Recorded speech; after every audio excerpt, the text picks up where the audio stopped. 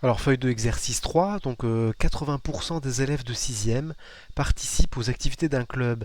Il y a 180 élèves en 6e, combien font partie d'un club? Alors on va faire un tableau de proportionnalité.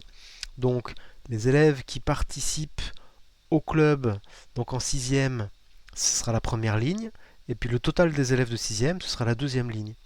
Alors, on a vu que il y a une information, 80% des élèves de 6e participent aux activités d'un club.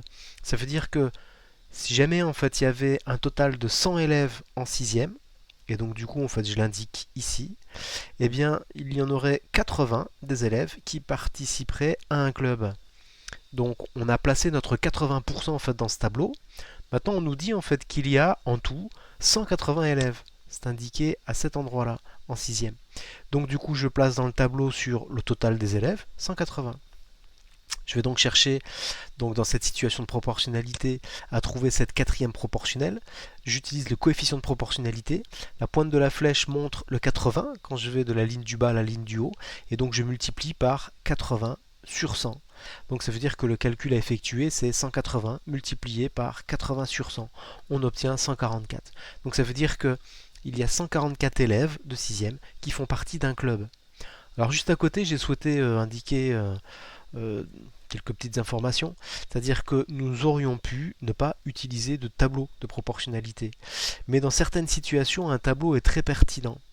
Pour cette situation-là, l'exercice 3, voilà, un élève de 6e, on aurait très bien pu faire directement 180 multiplié par 80 sur 100, donc sans passer par le tableau. Mais certaines questions, dans cette feuille-là, surtout les exercices 5, 6, etc., le tableau devient vraiment pertinent et indispensable. Ici, il est intéressant, mais il n'est pas indispensable. Voilà, c'était simplement en fait ce que je souhaitais indiquer avec la petite remarque de droite. Feuille de exercice 4, dans un magasin, les prix baissent de 6%. Un poste de télévision valait 750 euros avant la diminution. De combien a-t-il diminué? Alors, on va utiliser un tableau de proportionnalité et ce sera la même remarque que pour l'exercice 3, c'est-à-dire que on peut s'en servir, il n'est pas indispensable, il est intéressant, mais on pourrait très bien en fait s'en passer du tableau de proportionnalité. Alors, ce qui intervient ici, c'est le prix de départ.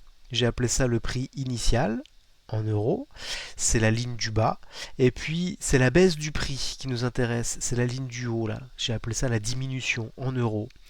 Alors une baisse de 6%, ça signifie que un article qui coûte 100 euros se voit une baisse de 6 euros.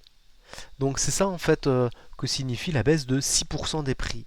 Maintenant, ce qu'on me donne comme information, c'est que j'avais 750 euros, donc le téléviseur valait 750 euros avant la diminution, c'est-à-dire que son prix initial était de 750 euros.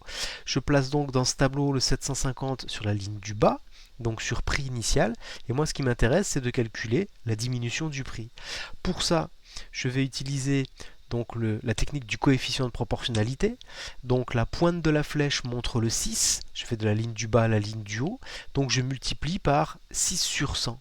Et donc du coup c'est bien ce calcul, enfin ce coefficient en fait qui permet de passer de la ligne du bas à la ligne du haut. Alors le calcul qu'il faut faire, c'est 750 multiplié par 6 sur 100. Et donc du coup c'est ce qui est indiqué à cet endroit là et on obtient 45. Donc ça veut dire que le prix a baissé de 45 euros. Pas confondre, je vous l'ai déjà dit, le prix de départ, la baisse et le prix à l'arrivée. Donc la question c'était bien de combien est-ce qu'a baissé le prix. Donc 45 euros.